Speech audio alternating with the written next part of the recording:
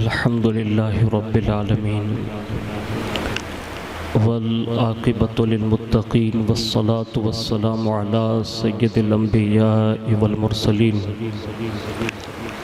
وعلى آله وأصحابه وأزواجه وذرياته وأهل بيته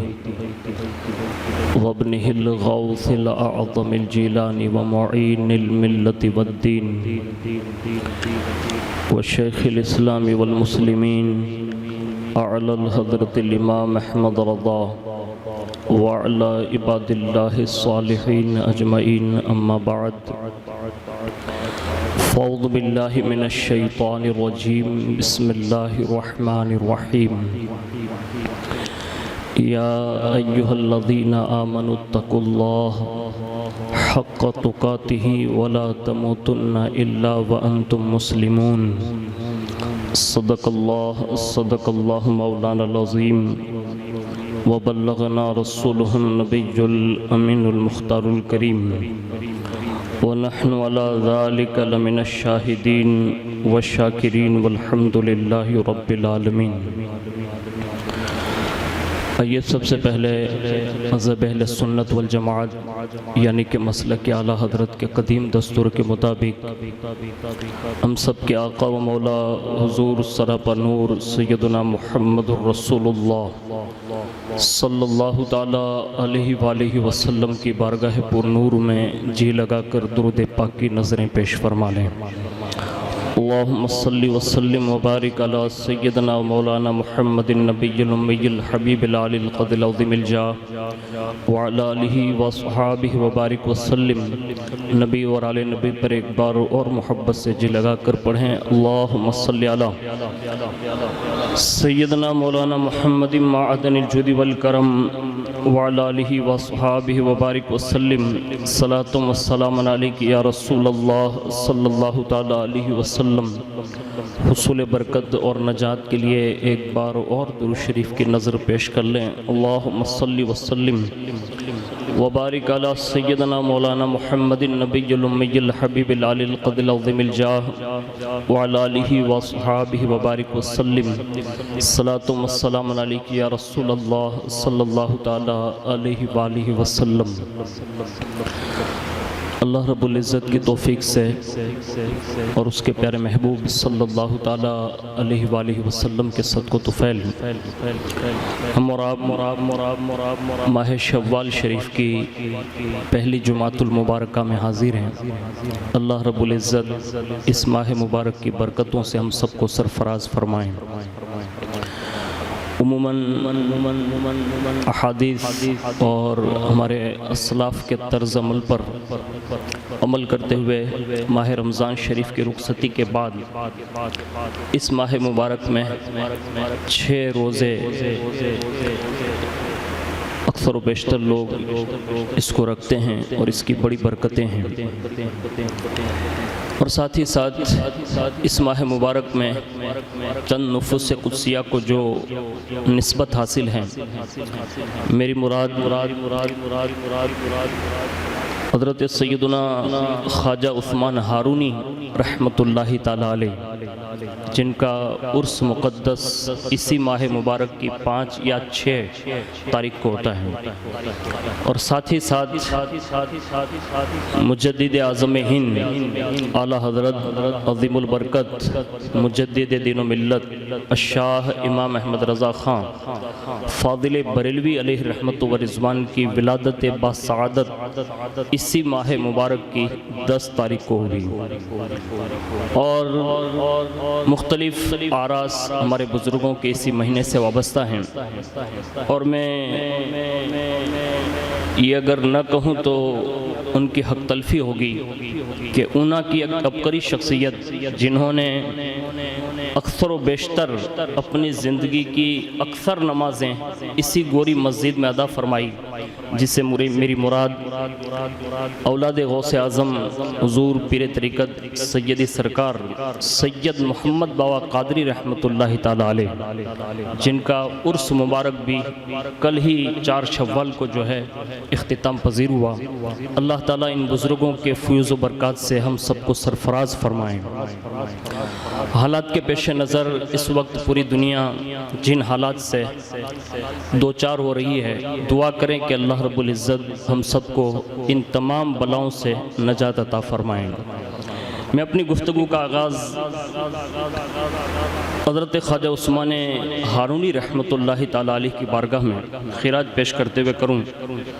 خدا کی قسم اس کی قسمت بڑی ہے، خدا کی قسم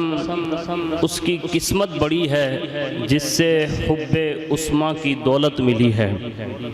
جس سے حب عثمان کی دولت ملی ہے، اور وہ کیوں در بدر ٹھوکریں کھائے جا کر، وہ کیوں در بدر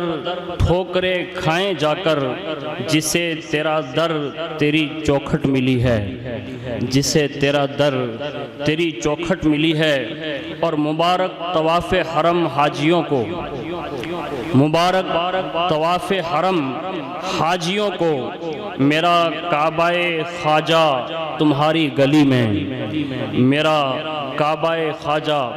تمہاری گلی میں۔ اور جہاں بڑھتا ہے شاہ عثمان کا صدقہ، جہاں بڑھتا ہے خواجہ عثمان کا صدقہ، وہ بزم کرم بزم ہند الولی ہے۔ آج بھی سینکڑوں سالوں سے دربار سرکار غریب نواز رضی اللہ تعالیٰ عنہ میں ماہ رمضان شریف کے بعد اکثر و بیشتر عرس خواجہ عثمان ہارونی کی نیت سے سینکڑوں لوگ اجمیر معلیٰ کا سفر کرتے ہیں اور باقاعدہ دربار غریب نواز میں بڑی شان و شوکت کے ساتھ خواجہ عثمان ہارونی رحمۃ اللہ تعالیٰ علیہ کا عرس منایا جاتا ہے۔ حالانکہ آپ کا مزار پر انوار مکہ شریف میں جنت المعلیٰ جسے کہتے ہیں اس میں ہیں، اور رہتے وہ مکہ میں ہیں، لیکن ان کا عرس ان کے مرید خاص سرکار غریب نواز میں بڑی شان و شوکت کے ساتھ منایا جاتا ہے۔ اور سرکار غریب نواز رضی اللہ تعالیٰ عنہ نے آپ سے بڑی محبت فرمائی،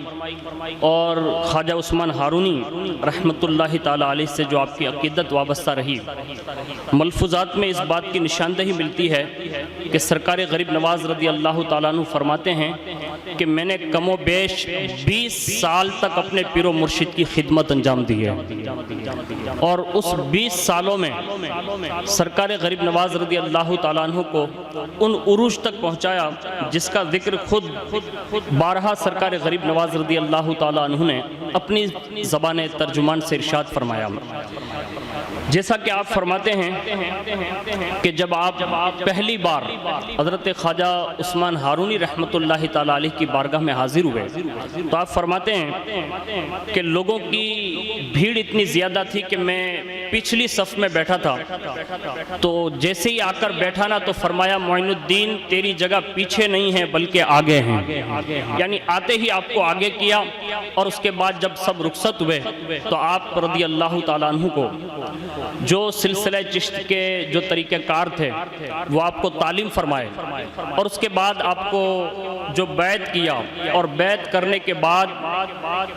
اس عروج تک پہنچا دیا کہ اپنی پہلی نشست میں غریب نواز فرماتے ہیں کہ مجھے آسمان کی طرف نگاہ اٹھوا کر عرش اعظم اور زمین کی طرف نگاہ کروا کر تحت الثری اور اپنی دونوں انگلیوں کے درمیان دکھوا کر مجھے 18,000 مخلوقات کا دیدار عطا فرمایا۔ اور یہ ایک ہی وہ پیر و مرشد کا کمال ہے جسے دنیا حضرت خواجہ عثمان ہارونی رحمۃ اللہ تعالیٰ علیہ کا نام دیتی ہیں۔ اللہ نے آپ کو بڑا کمال بخشا تھا۔ اکثر و بیشتر ہم لوگ ان بزرگوں کا ذکر کیوں کرتے ہیں؟ اس لیے کہ ان کا بڑا احسان ہے۔ بڑا احسان یوں ہے کہ حضرت خواجہ عثمان ہارونی رحمۃ اللہ تعالیٰ علیہ جب بھی نماز ادا فرماتے تو ہر نماز کے بعد آواز آتی، کہا عثمان مانگو، تو حضرت خواجہ عثمان ہارونی ہارونی رحمۃ اللہ تعالیٰ علیہ عرض کرتے کہ اللہ تیری عطا سے بہت کچھ ہے اور سب کچھ تو نے دے رکھا ہے، پھر بھی فرمایا جاتا مانگو، تو عرض کرتے مولا اگر عطا ہی کرنا ہے تو رسول اللہ صلی اللہ علیہ وسلم کی گنہگار امت کی بخشش عطا فرما۔ یعنی ہم گنہگاروں کے لیے وہ بخشش مانگتے، مغفرت مانگتے۔ روایتوں میں لکھا ہے کہ ہر نماز کے بعد یہ آواز آتی اور اس آواز پر آپ یہی فرماتے تو غیب سے آواز آتی ہر نماز کے بعد، کہے عثمان ہارونی تمہاری ایک نماز کی وجہ سے میں نے 35,000 امت محمدیہ کی مغفرت فرما دی۔ اب آپ اندازہ لگائیں، ذرا سوچیں کہ انہوں نے پوری زندگی نمازیں پڑھی اور ہر نماز کے بعد یہی آواز آتی تھی بددستور۔ ایک مرتبہ آپ فرماتے ہیں کہ میں دوران طواف یعنی کعبہ شریف کا جو طواف کر رہا تھا، آپ فرماتے اسی درمیان ایک بار آواز آئی، کہا عثمان ہارونی مانگو۔ میں نے کہا مولا تو نے بہت کچھ دے رکھا ہے، سب کچھ میرے پاس ہے، کہا عثمان مانگو۔ تو آپ فرماتے ہیں کہ میں نے عرض کی مولا اگر دینا ہی چاہتا ہے تو میرے مرید معین الدین کو مجھ سے بھی زیادہ شہرت عطا فرما دے، یعنی دنیا میں جتنا لوگ مجھے نہ پہچانے اس سے زیادہ معین الدین حسن کی شہرت جو ہے وہ زیادہ مشہور کر دے۔ اور دوسری چیز مانگی، دعا کی کہ اے اللہ اگر میں مروں تو تیرے مقدس اور پاک شہر میں مروں، یعنی مکہ شریف میں میرا مدفن بن جائے۔ اور اللہ تعالیٰ نے یہ دونوں دعائیں آپ کی قبول فرمائی، اور آج دنیا اس بات کی نشاندہی کر رہی ہے کہ ہندوستان نہیں بلکہ پوری کائنات میں جہاں کہیں بھی اہل سنت والجماعت کا فرد بستا ہوگا وہ یقیناً سرکار غریب نواز کے نام سے ضرور وابستہ ہوگا۔ اور ساتھ ہی ساتھ خواجہ عثمان ہارونی رحمۃ اللہ تعالیٰ علیہ کا مزار مقدس مکہ شریف میں ہے۔ اس کے سوا اللہ نے آپ کو بڑا فضل یہ بخشا تھا، بڑا عروج یہ بخشا تھا کہ آپ نے اپنی نشستوں میں جو باتیں ارشاد فرمائی، جو لوگوں کو تعلیم عطا فرمائی، خاص کر کے سرکار غریب نواز رضی اللہ تعالیٰ عنہ نے کم و بیش 28 مجلسوں کا آپ کا ذکر کیا ہے کہ میں جب بھی حاضر ہوتا تو مختلف عناوین پر حضرت خواجہ عثمان ہارونی رحمۃ اللہ تعالیٰ علیہ نے الگ الگ ٹاپک پر گفتگو فرمائی۔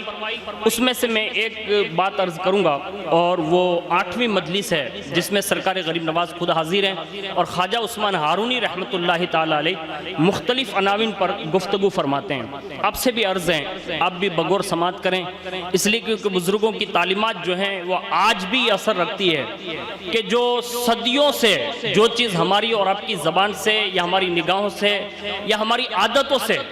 سینکڑوں بار سمجھانے کے بعد بھی جو چیز نہیں چھٹتی، کبھی کبھی بزرگوں کی تعلیم یافتہ ملفوظات سے یک لخت وہ عادتیں چھٹ بھی جاتی ہیں اور اللہ اس میں خاص کرم کی نگاہ بھی فرماتا ہے۔ اس میں سے ایک عادت جو اکثر و بیشتر لوگوں میں ہوتی ہے، سب کی بات نہیں کرتا، اس دور میں بڑی تیزی کے ساتھ خاص کر کے مسلمان کے زبانوں کی زد پر گالی کا عروج ہے۔ یعنی معمولی سی بھی بات ہے، اگر گفتگو بھی کر رہا ہے سنجیدگی سے تو بھی بندہ گالی بکتا ہے۔ اب سنیے یہ تعلیمات سلسلہ چشت کیا تھا۔ سرکار غریب نواز فرماتے ہیں کہ جیسے میں آپ کی مجلس میں حاضر ہوا تو آپ کی زبان ترجمان سے خواجہ عثمان ہارونی رحمت اللہ تعالی علیہ نے فرمایا جو شخص مومن کو گالی دیتا ہے وہ گویا اپنی ماں اور اپنی بیٹی کے ساتھ زنا کرتا ہے۔ اللہ اکبر۔ آج عموماً آپ باہر نکلتے ہوں گے تو آپ کو پتا ہوگا آج ہماری اکثریت چاہے وہ کسی بھی فیلڈ سے تعلق رکھتے ہو، ہم لوگوں نے تو ایسے لوگوں کو بھی سنا ہے کہ جو بڑے عہدوں پر فائز ہے لیکن اس کی زبان پر آج بھی مطلب گالی کو عیب نہیں سمجھا جاتا۔ اور سلسلہ چشت کے یہ عظیم شخصیت فرماتی ہے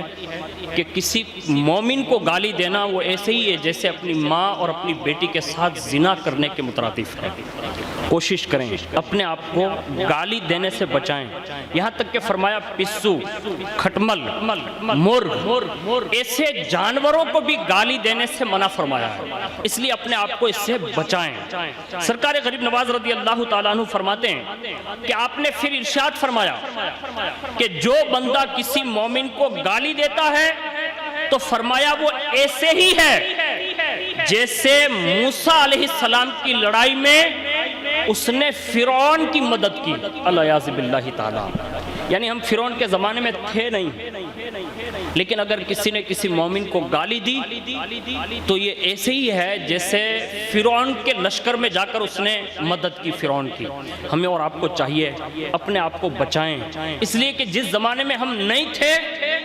گالی دینے کی وجہ سے اس لشکر میں ہمارا نام اور شمار ہو جائے گا جس زمانے میں ہماری اور آپ کی زندگی کا بھی تصور نہیں تھا۔ اس لیے اپنے آپ کو گالی دینے سے بچانا بہت ضروری ہے، اس کو ہمیشہ یاد رکھیں۔ پھر فرماتے ہیں، فرمایا جو شخص مومن کو گالی دیتا ہے اس کی دعا کئی روز تک قبول ہی نہیں کی جاتی۔ آج آپ اکثر دیکھ لیں، میں نہیں کہتا، آپ خود ہی تجربہ کر لیں، سینکڑوں دعائیں ہمارے اور آپ کے سب کے ساتھ یہ رابطے ہوتے ہوں گے کہ ہم سینکڑوں دعائیں کر رہے ہیں، میرے خیال سے ہماری دعائیں ہمارے سر سے اوپر تک نہیں جاتی۔ اب خود غور کریں، ذرا سوچیں۔ اس کی وجوہات بھی یہی ہے کہ آج اکثر آدمی، اچھے سے اچھا آدمی جس کو ہم تصور کرتے ہیں، وہ بھی کبھی کبھی گالی گلوچ کر لیتا ہے، اس لیے اس کو پرہیز کریں۔ پھر فرماتے ہیں اگر وہ بغیر توبہ کے مر گیا تو فرمایا کہ مرتے ہی وہ گنہگاروں کے لسٹ میں ٹھہرایا جائے گا، یعنی جو بغیر توبہ کیے ہوئے مرے تو وہ گنہگار کے لسٹ میں کھڑا ہوگا۔ پھر اس کے بعد آپ آگے فرماتے ہیں کہ جیسے یہ گالی کا مطلب تعلیم کا سلسلہ پورا ہوا تو آپ نے پھر کھانے کا ذکر فرمایا کہ دسترخوان لاؤ، اور جیسے ہی دسترخوان لایا گیا اس کے اوپر رکھ کر کھاؤ۔ پھر آپ نے ارشاد فرمایا کہ رسول فدا صلی اللہ تعالی علیہ وسلم نے دسترخوان بچھا کر ہی کھانا تناول فرمایا۔ اب یہاں سے ہمیں اور آپ کو ایک تعلیم ملی، جب بھی آپ اپنے گھر پہ کھانا کھائیں تو دسترخوان پر کھائیں۔ ہمارے یہاں یہ سسٹم ہے کہ ایک بندہ ادھر بیٹھا ہوتا ہے، ایک بندہ ادھر بیٹھا ہوتا ہے، ایک بندہ ادھر بیٹھا ہوتا ہے، مختلف جگہوں پر بیٹھ کر لوگ کھانا کھاتے ہیں۔ حالانکہ بزرگوں کا اور رسول اللہ کی سنت مبارکہ رہی، مل کر کھانا کھاؤ، اور مل کر کھانا کھانے سے اللہ اس برتنوں میں جس میں کھانا ہوتا ہے کئی ہاتھ چلتے ہیں، اور کئی ہاتھوں کی وجہ سے اللہ اس کھانے میں برکت عطا فرما دیتا ہے۔ تو آپ نے دسترخوان بچھایا، کھانے کا تذکرہ ہوا، اور فرمایا کہ یہی طعام کھانا، دسترخوان پر رکھ کر کھانا، یہ رسول اللہ کی سنت مبارکہ ہے۔ اور پھر اس کے بعد فرمایا مل کر کھاؤ، اور ایسا کریں جیسا کہ میرے بھائی عیسیٰ علیہ السلام نے فرمایا۔ حدیث شریف کا مفہوم بتاتے ہوئے حضرت خواجہ عثمان ہارونی فرماتے ہیں کہ رسول اللہ نے فرمایا کہ ایسے ہی مل کے کھاؤ جیسا عیسیٰ علیہ السلام نے کیا۔ پھر فرمایا عیسیٰ علیہ السلام کے دسترخوان کا رنگ سرخ تھا، یعنی لال تھا۔ فرمایا جو آسمان سے اترتا تھا اس میں 7 روٹیاں 5 سیر نمک ہوتا تھا، پس جو شخص دسترخوان پر روٹی اور نمک کے ساتھ کھائے ہر لقمے پر اللہ تعالیٰ اس سے 100 نیکی عطا فرماتا ہے۔ تو ہمیں اور آپ کو چاہیے کہ اگر اللہ مہلت عطا فرمائیں، اگر تحفہ، اگر یہ نیک توفیق عطا فرمائیں تو ضرور بھی ضرور اپنے گھر کے لیے سرخ دسترخوان خرید لیں، اس کی بڑی برکتیں ہیں۔ پھر فرماتے ہیں کہ جو سرخ دسترخوان پر گھر پہ کھانا کھائے گا تو اللہ تعالیٰ جنت میں اس کے 100 درجے بلند فرما دے گا، یعنی جنت میں یہ سرخ دسترخوان پر کھانا کھانے سے اس کے درجات بڑھ جاتے ہیں۔ اور فرمایا کہ جنت میں بھی اللہ تعالیٰ اس بندے کو جو سرخ دسترخوان پر گھر پہ کھانا کھائے تو فرمایا اللہ تعالیٰ اسے موسیٰ علیہ السلام کے ساتھ جگہ نصیب فرمائے گا، یعنی جنت میں موسیٰ علیہ السلام کا ساتھ عطا فرمائے گا۔ پھر فرمایا جو شخص سرخ دسترخوان پر نمک کے ساتھ روٹی کھاتا ہے اس سے بہشت میں ایک بہترین شہر اللہ عطا فرمائے گا۔ اور فرمایا جب روٹی کھانے سے پہلے فارغ ہوتا ہے تو اللہ تبارک و تعالیٰ اس کے تمام گناہوں کو معاف فرما دیتا ہے۔ تو ہمیں اور آپ کو چاہیے کہ یہ ہمارے بزرگوں کی تعلیمات جو ہیں، جو بالکل فری ہے اور آسان بھی ہے اور اس میں فائدے بہت بڑے بڑے ہیں، تو ہمیں اور آپ کو چاہیے، اس لیے ہمیں اور آپ کو کھانے سے پہلے خاص کر کے اپنے ہاتھوں کو پہنچوں تک دھو لیں، کلی کر لیں، یہ کھانے کا وضو ہے۔ اور اگر آپ دسترخوان پر بیٹھیں تو سب سے پہلے آپ نمکین چیز سے شروع کریں، اس لیے کہ یہ سنت رسول اللہ صلی اللہ علیہ وسلم بھی ہے اور اس کی برکتیں بھی بڑی ہے۔ ابھی جو بیماریاں پوری دنیا میں مطلب ایک تہلکہ مچائے ہوئے ہیں، قربان جائیں، حضرت مولا کائنات رضی اللہ تعالیٰ عنہ سے یہ بات مروی ہے، آپ فرماتے جو کھانے سے پہلے اور کھانے کے بعد نمک چکھ لے گا اللہ اس سے 70 بیماریوں سے شفا عطا فرما دے گا۔ تو یہ ہمارے اور آپ کے پاس بہت سارے نسخے جو ہمارے بزرگوں نے بیان کیے ہیں۔ اور آگے ارشاد فرماتے ہیں کہ جو شخص سرخ دسترخوان پر روٹی کھاتا ہے اللہ تعالیٰ خاص اس پر نظر رحمت فرماتا ہے۔ یہ غریب نواز رضی اللہ تعالیٰ عنہ نے خواجہ عثمان ہارونی رحمۃ اللہ تعالیٰ علیہ کے ملفوظات میں بیان فرمایا۔ پھر ارشاد فرماتے ہیں، پھر فرمایا کہ شمس العارفین، اور یہ نام ان کا رسول اللہ صلی اللہ علیہ وسلم کے روضہ پاک سے پڑھا۔ یہ اس طرح پر ہوا کہ جس روز وہ رسول اللہ صلی اللہ علیہ وسلم کے روضے پر پہنچے اور سلام کیا تو آواز آئی وعلیک السلام یا شمس العارفین، یعنی اے شمس العارفین تجھ پر بھی سلام ہو۔ ایسا ہی معاملہ آپ فرماتے ہیں کہ امام اعظم رضی اللہ تعالیٰ عنہ کے ساتھ بھی پیش آیا کہ جب آپ نے بھی رسول اللہ کے روضہ انور پر سلام کیا تو آپ کے لیے بھی جواب آیا وعلیک السلام یا امام المسلمین۔ پھر فرماتے ہیں جو بایزید بستامی رحمت اللہ تعالیٰ علیہ کا خطاب ہے سلطان العارفین، یہ بھی وجہ یہ بنی کہ آپ فرماتے ہیں کہ ایک رات آدھی رات کے وقت اٹھ کر مکان کی چھت پر آ کر وہ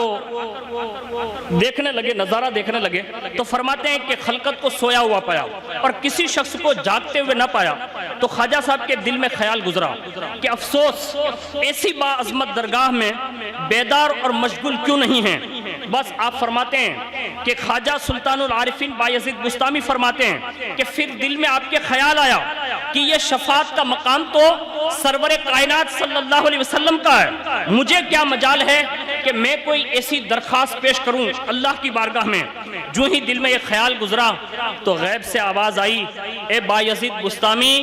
تمہارے اس ادب کی وجہ سے جو تم نے میری بارگاہ کا کیا میں نے تمہارا نام سلطان العارفین رکھ دیا ہے۔ یعنی اللہ کی بارگاہ سے یہ خطابات نصیب ہوئے۔ اس کے سوا ایک جگہ پر ارشاد فرماتے ہیں کہ احمد معشوق رحمت اللہ تعالیٰ علیہ کے ساتھ بھی ایسا ہی ہوا۔ آپ فرماتے ایک دفعہ اب جاڑے کے موسم میں چلے کی رات آدھے وقت میں جو باہر نکلے تو پانی میں آپ تشریف لے گئے رات کے وقت، یہاں تک کہ دل میں ٹھان لی کہ جب تک مجھے یہ معلوم نہیں ہو جائے گا کہ میں کون ہوں ہرگز میں پانی سے باہر نہیں نکلوں گا۔ یہ حضرت احمد معشوق رحمت اللہ تعالیٰ علیہ کے بارے میں فرمایا کہ انہوں نے اپنے آپ کے لیے یہ طے کر لیا۔ تو آواز آئی کہ تو وہ شخص ہے کہ جس کی صرف شفاعت کی وجہ سے میں بہت سارے امت محمدیہ کی بخشش کر دوں گا،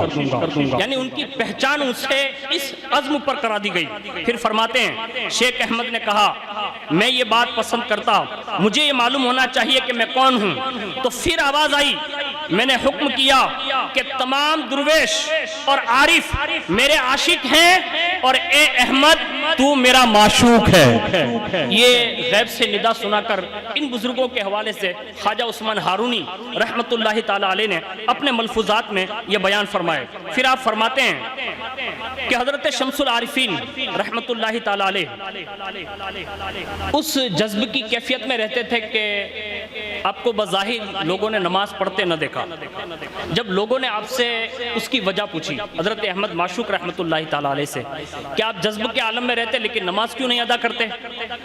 تو جب لوگوں نے آپ سے اس کا سبب دریافت فرمایا تو آپ نے فرمایا کہ نماز بغیر سورہ فاتحہ کے پڑھتا ہوں۔ تو لوگوں نے کہا کہ بغیر سورہ فاتحہ کا تو نماز نہیں ہوتی۔ لوگوں نے کہا کہ یہ کیسی نماز ہے؟ پھر لوگوں نے التجا کی تو آپ نے فرمایا سورہ فاتحہ تو پڑھتا ہوں لیکن ایاک نعبد و ایاک نستعین نہیں پڑھتا۔ تو لوگوں نے کہا کہ یہ آپ کیسے کر سکتے ہیں کہ سورہ فاتحہ تو مکمل نہیں ہوگی، آپ ضرور پڑھتے ہوں گے، جب سورہ فاتحہ میں یہ نہیں پڑھتے تو پوری تو نہیں پڑھتے تو بھی نماز نہیں ہوگی۔ بس یہ اعتراض کیے۔ اس کے بعد دیر تک آپ کے ساتھ لوگوں نے بحث اور مباحثہ کیا۔ اس کے بعد جب آپ کو نماز کے لیے لے جایا گیا تو آپ فرماتے ہیں کہ جیسے وہ نماز کے لیے کھڑے ہوئے اور سورہ فاتحہ پڑھی اور انہوں نے جیسے ایاک نعبد و ایاک نستعین پر پہنچے تو آپ کے وجود مبارک کے رونگٹے سے خون کے فوارے جاری ہو گئے۔ اور حضرت خواجہ عثمان ہارونی رحمت اللہ تعالیٰ علیہ فرماتے ہیں کہ جب ان کے خون کے رونگٹے جو خون سے فوارے نکلنے لگے تو آپ نے فرمایا میرا وضو برقرار نہیں رہا اس لیے میں اب نماز مکمل نہیں کر سکتا۔ یہ ان عشاق لوگوں کی کہانی وہ اپنے مریدین معتقدین میں اس انداز میں سنایا کرتے تھے۔ ہمیں اور آپ کو بھی چاہیے کہ اللہ اگر توفیق دیں تو اپنے بزرگوں کی سیرت اور ان کے اخلاق اور ان کے ملفوظات اور ان کی تعلیمات جو جو ہے اپنی نسل کو سکھائے. آنے والا وقت جو ہے بہت ہی بھیانک ہونے والا ہے جس کو ہم اور آپ تصور نہیں کر سکتے. ابھی میں ایک پوسٹ جو حیات الحیوان کے حوالے سے ایک ترتیب دی گئی ہے، آپ کو معلوم ہوگا، آپ بھی اخبارات پڑھتے ہیں، نیوز دیکھتے ہیں. ابھی ایک بہت بڑی مصیبت جو دور سے چلی آ رہی ہے اور قرب و جوار سے ہوتی ہوئی بھی ابھی یہ راجستھان تک تو پہنچ چکی ہے، جس کو ہم اور آپ ٹڈی کا نام دیتے ہیں. تو اس حوالے سے قرآن عظیم میں بھی ذکر ہے اور احادیث میں بھی اس کا ذکر ہے، اور ان ٹڈیوں کو اللہ اور اس کے رسول نے اللہ کا لشکر کہا ہے، اور یہ قرب قیامت کی نشانیوں میں سے ایک بہت بڑی نشانی بھی ہے. ہمیں اور آپ کو چاہیے، سب کو مل کر چاہیے، اللہ کی بارگاہ میں توبہ کریں، اللہ کی بارگاہ میں رجوع کریں، اور اللہ کے خاص مقرب بندوں کے توسل سے اللہ کی بارگاہ میں سچے دل سے رجوع کر کے سچی توبہ کریں. اس لیے کہ بندے اگر اللہ کی بارگاہ میں رجوع کریں تو اس کی بے نیازی کی شان یہ ہے کہ اللہ اکبر، وہ خود فرماتا ہے کہ جو بندے توبہ کر لیتے ہیں میں اس سے اپنا محبوب بنا لیتا ہوں. تو ہمیں اور آپ کو چاہیے کہ اگر اللہ کی اس نظر رحمت میں اگر ہمیں محبوب بننا ہے تو ہمیں اور آپ کو چاہیے اللہ کی بارگاہ میں استغفار کریں، توبہ کریں. ایسے حالات میں بھی اگر ہم نے اور آپ نے توبہ نہیں کی تو آنے والی صورتوں میں، آنے والے وقت میں ہمیں اور آپ کو کوئی نہیں بچا سکتا. اگر ایسے حالات میں بھی اگر کوئی ہمیں بچا سکتا ہے تو صرف خدا کی ذات بچا سکتی ہے، اور خدا کی ذات کے بعد اس کی عطا سے اللہ کے پیارے محبوب صلی اللہ علیہ وسلم کی رحمت کاملہ بچا سکتی ہے. میں اسی بات پر اپنی گفتگو کا اختتام کرتا ہوں. امام فرماتے ہیں، کام وہ لے لیجئے تم کو جو راضی کرے، ٹھیک ہو نام رضا تم پہ کروڑوں درود. آمین برحمتک یا ارحم الراحمین.